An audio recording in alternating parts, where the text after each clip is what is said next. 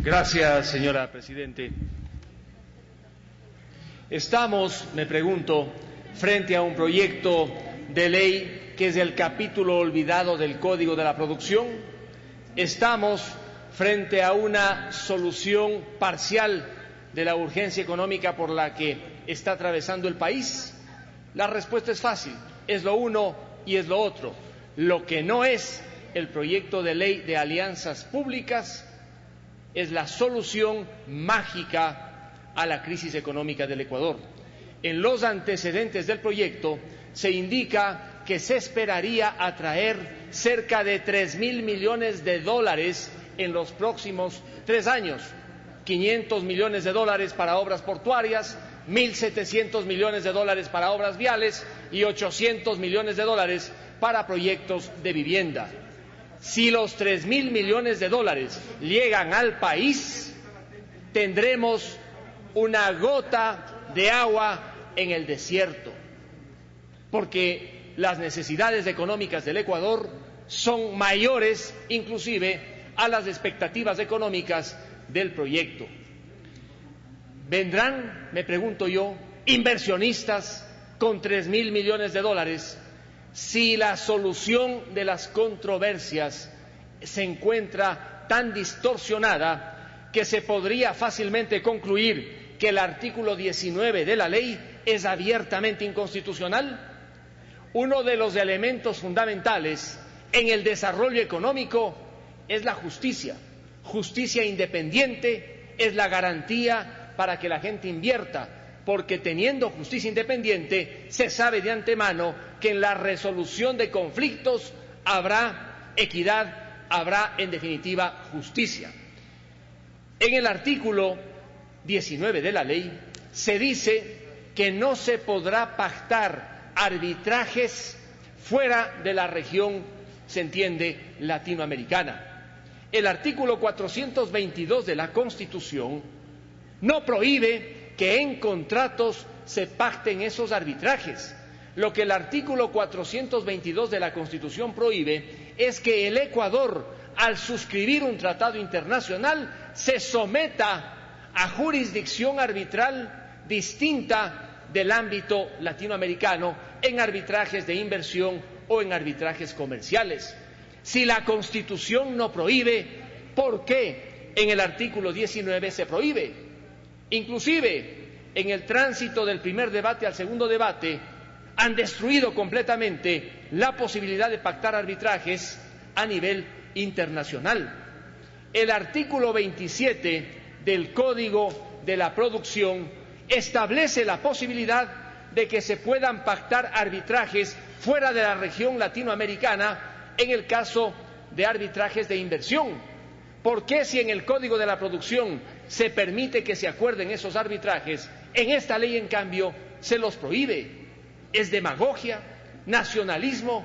No logro entender, pero con esta modificación al artículo 19 de la ley le hacen un flaco favor a la ley de incentivos para la inversión extranjera.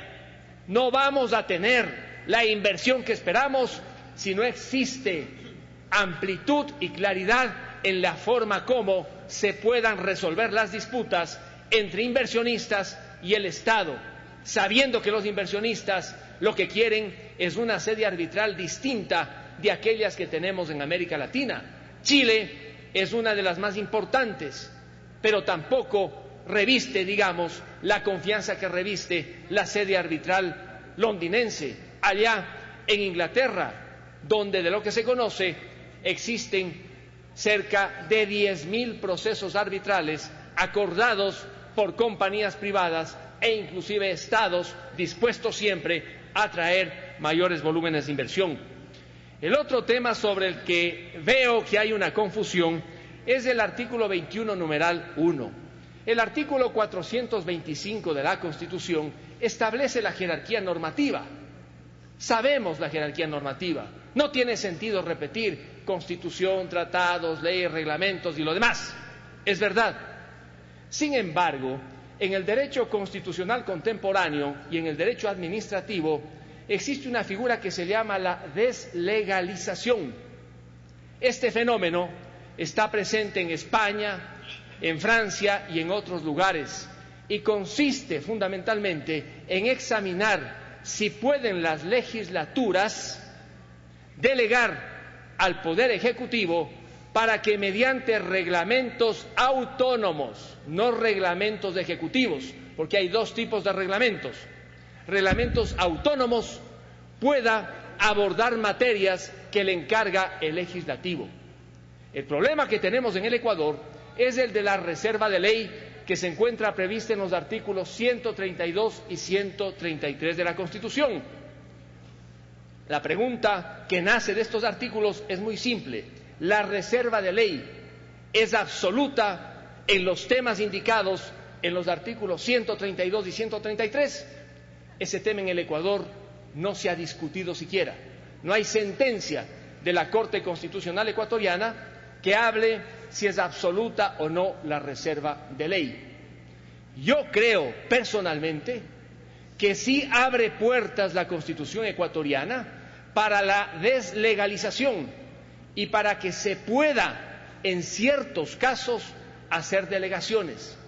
Y no es nada nuevo, ya ocurrió con el Estatuto Administrativo de la Función Ejecutiva, que entró en vigencia en marzo del año de 1994, cuando 3 meses antes se expidió la Ley de Modernización, cuyo artículo 40 le facultó al presidente de la República que expida este estatuto y rige el estatuto hasta que se dicte una ley. Ese es un reglamento autónomo, el estatuto hasta ahora vigente. El asambleísta Cassinelli ha hecho una propuesta para eliminar la mención de ley formal, pero la solución que ofrece es la de dejar en manos del presidente de la República la decisión final de si modifica o suprime permisos o requisitos.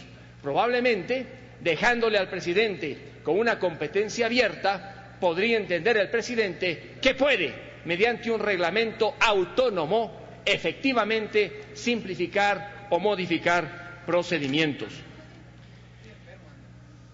En cuanto a un tema del que hablé y que le preocupó también al asambleísta Mauro Andino, veo que para el segundo debate nada se ha dicho, ni siquiera se menciona en el informe. En la derogatoria segunda se modifica el artículo 329 del Código Orgánico General de Procesos. De agache quieren reformar una norma del Código Orgánico General de Procesos que nada tiene que ver con esta ley. Por eso en el primer debate dije que esa derogatoria segunda es inconstitucional por la forma, porque rompe el principio de unidad de la materia. Resulta que con la modificación al artículo 329 del Código Orgánico General de Procesos se santifica y se eleva a los altares eternos a los principios de presunción de legitimidad y legalidad de los actos administrativos y se les despoja, escúchenme bien, a los ciudadanos de la posibilidad de suspender esos actos administrativos tal como se establece en el Código. Cuidado, aprueban esa reforma porque estarían descuartizando algunos de los logros que se incorporaron en el Código Orgánico General de Procesos para defender a los administrados, más allá de otorgar superpoderes a las administraciones públicas y al Estado. De la seguridad jurídica también se ha hablado estos días. Esta mañana la presidenta de la Comisión puso énfasis en el hecho de que con este proyecto se va a firmar la seguridad jurídica.